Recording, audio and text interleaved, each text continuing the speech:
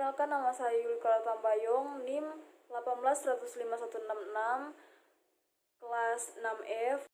Pada kali ini saya akan membuat video pembelajaran bahasa dan sastra. Baiklah, sekarang kita masuk pada materi yang pertama, yaitu konsep dasar pembelajaran bahasa Indonesia. Yang pertama, pengajaran bahasa Indonesia dan fungsinya. Pengajaran bahasa Indonesia adalah proses mengajar atau mengajarkan bahasa Indonesia. Tujuan utamanya adalah siswa mampu berkomunikasi dengan bahasa Indonesia, baik secara lisan maupun tulisan. Bahasa Indonesia diajarkan kepada siswa dengan kedudukan sebagai bahasa nasional dan bahasa negara.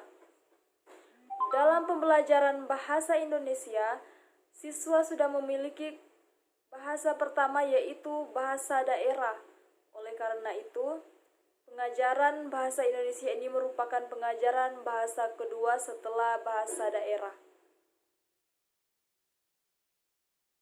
Materi selanjutnya, menuju pembelajaran bahasa Indonesia harmonis, bermutu, dan bermartabat.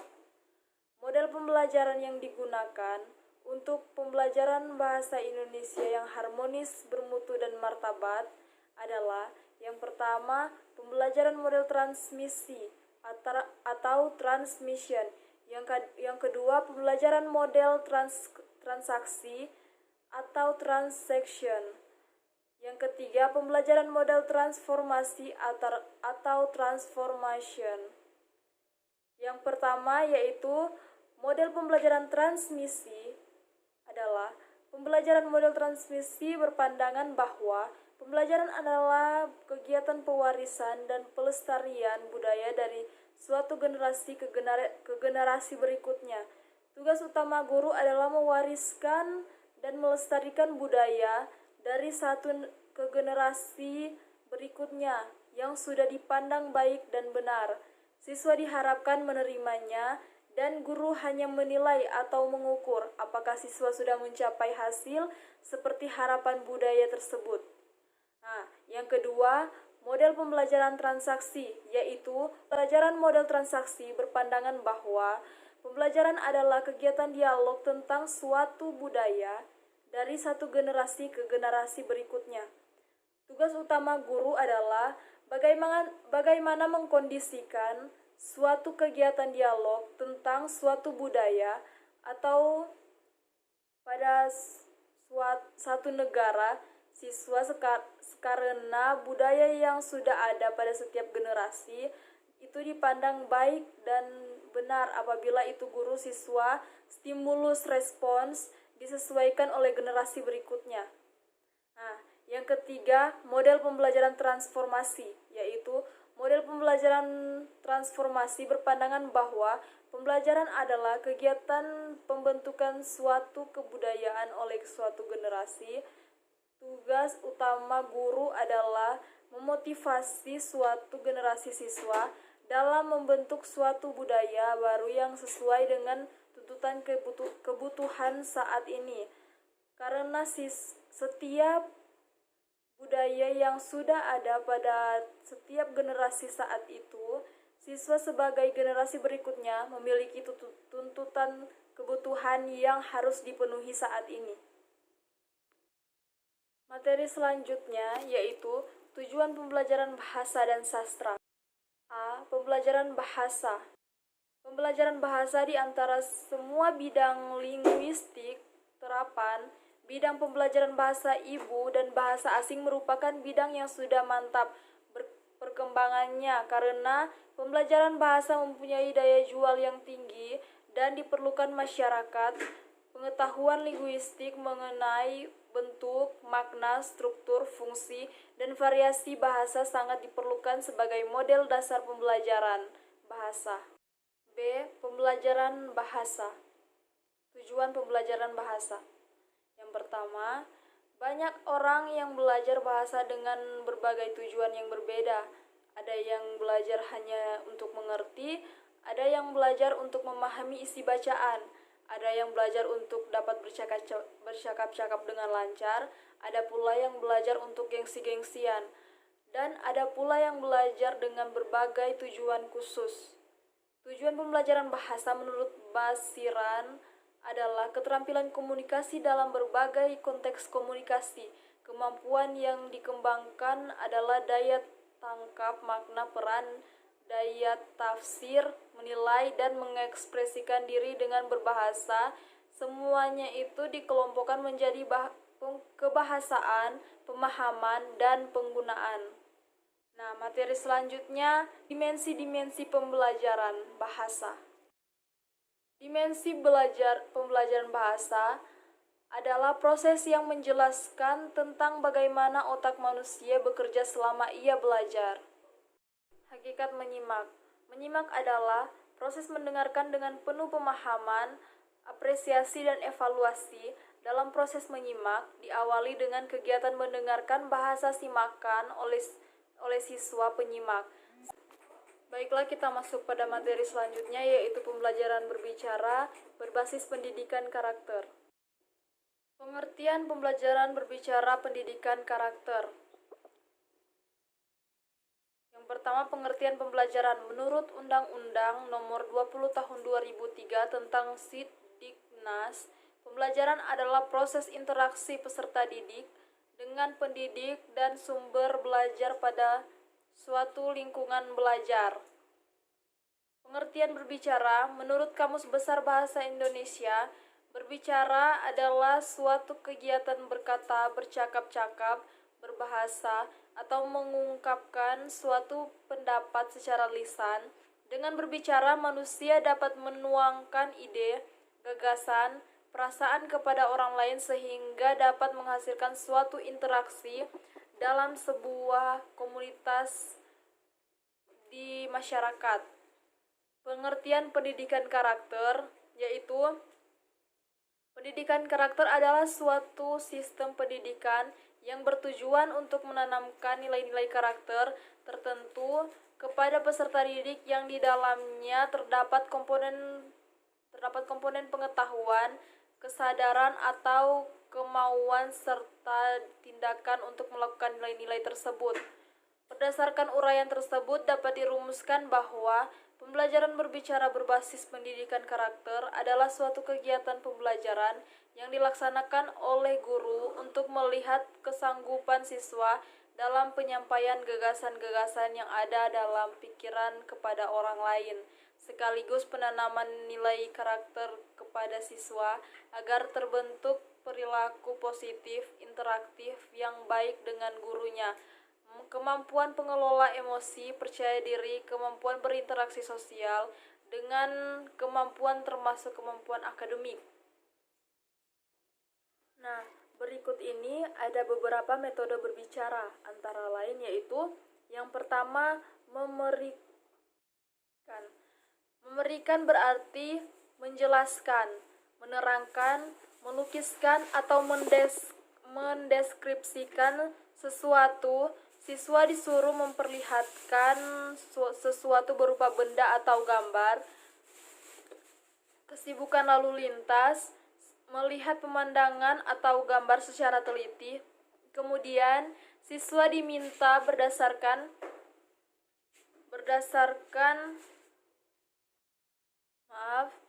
Kemudian, siswa diminta memberikan sesuatu yang telah dilihatnya. Misalnya, guru memperlihatkan gambar seorang anak pergi ke sekolah bersama teman-temannya dalam beberapa menit. Nah, setelah siswa melihat gambar tersebut, ia berbicara. Serombongan anak pergi ke sekolah. Mereka berpakaian bersih dan sopan. Seragam sekolah mereka berwarna putih dan merah, dipadu dengan rompi merah putih kotak-kotak. Mereka tampak sehat dan ceria. Nah, itu yang dimaksud dengan memberikan. Yang kedua, menjawab pertanyaan. Siswa yang susah atau malu berbicara dapat dipancing untuk berbicara dengan menjawab pertanyaan mengenai dirinya. Misalnya mengenai nama, usia, tempat tinggal, pekerjaan orang tua, dan sebagainya. Misalnya guru bertanya kepada siswa, "Apa pekerjaan orang tua kamu?" Lalu siswa menjawab, "Pekerjaan orang tua saya adalah berjualan makanan."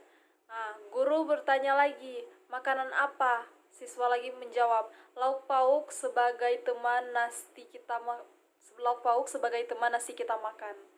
Nah, dan yang ketiga, bertanya. Memberikan kesempatan kepada siswa untuk bertanya merupakan salah satu cara agar siswa berlatih berbicara. Melalui pertanyaan, siswa dapat menyatakan keingintahuannya terhadap kedewasaan siswa. Melalui pertanyaan-pertanyaan yang sistematis, siswa dapat menemukan sesuatu yang diinginkannya. Dan yang keempat, melanjutkan cerita. Dalam pembelajaran ini, guru menyiapkan cerita yang belum selesai. Para siswa disuruh melanjutkan cerita yang tidak selesai, seorang demi seorang, paling banyak 5 orang. Pada bagian akhir kegiatan, memeriksa jalan cerita apakah sistematis, logis, atau padu.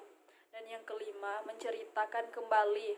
Pembelajaran berbicara dengan teknik menceritakan kembali dilakukan dengan cara siswa membaca bahan itu dengan seksama. Kemudian guru meminta siswa menceritakan kembali isi bacaan dengan kata-kata sendiri secara singkat. Nah, yang keenam, percakapan. Percakapan adalah pertukaran pikiran atau pendapat mengenai topik antar dua orang atau lebih. Nah, yang ketujuh, parafrase. Parafrase artinya beralih bentuk. Misalnya memprosakan isi puisi menjadi prosa. Dalam parafrase, guru menyiapkan sebuah puisi yang cocok bagi kelas itu. Guru membacakan puisi itu dengan suara jelas, intonasi yang tepat dan normal. Siswa menyimak pembicaraan dan kemudian menceritakan dengan kata-kata sendiri. Nah, yang ke-8, bertelepon. Menurut Tarigan 1987-124, telepon sebagai alat komunikasi yang sudah meluas. Sekali pemakaiannya, keterampilan menggunakan telepon bisnis, menyampaikan berita atau pesan. Penggunaan telepon menuntut syarat-syarat tertentu, antara lain berbicara dengan bahasa yang jelas, singkat, dan lugas. Nah, yang ke-9, wawancara. Menurut Tarigan, wawancara atau interview sering digunakan dalam kehidupan sehari-hari. Misalnya wartawan mewawancarai para menteri, pejabat, atau tokoh-tokoh masyarakat mengenai isu penting. Wawancara dapat digunakan sebagai metode pengajaran berbicara. Nah, pada hakikatnya, wawancara adalah bentuk kelanjutan dari percakapan atau tanya-jawab. Percakapan dan tanya-jawab sudah biasa digunakan sebagai metode pengajaran berbicara. Yang ke-10, diskusi. Diskusi sering digunakan sebagai bagian dalam kelas. Nah, dan yang ke-11, yang terakhir, yaitu metode dramatis. Metode ini adalah kelanjutan dari kegiatan bermain peran yang dilengkapi dengan tema, setting, perwatakan, setting, dan naskah drama yang ditampilkan secara utuh. Itulah penjelasan dari beberapa. Kesimpulannya yaitu pembelajaran adalah proses interaksi peserta didik dengan pendidik dan sumber belajar pada suatu lingkaran belajar. Berbicara adalah kemampuan berbahasa yang sering digunakan seseorang sebagai alat komunikasi sehari-hari. Dalam proses belajar mengajar, siswa dituntut mampu mengemukakan pendapat secara lisan, misalnya bertanya dalam kelas atau berdiskusi memecahkan masalah yang berhubungan dengan disiplin ilmu yang dipelajarinya. Kesimpulannya, baiklah, pembelajaran kita kali ini telah selesai. Dan saat ini saya berterima kasih kepada Kak Jamal karena dimana telah membimbing sepanjang pelajaran kami, pembelajaran Bahasa dan Sastra Indonesia kelas 6F ini hingga sampai pada selesainya. Saya juga berterima kasih kepada Kak Jamal karena dimana pada saat Kak Jamal membagikan materinya, kami bisa mempelajari dan mengerti materi itu dengan baik. Dan apabila ada tutur kata yang salah atau tidak jelas, mohon dimaklumi. Sekian dan terima kasih.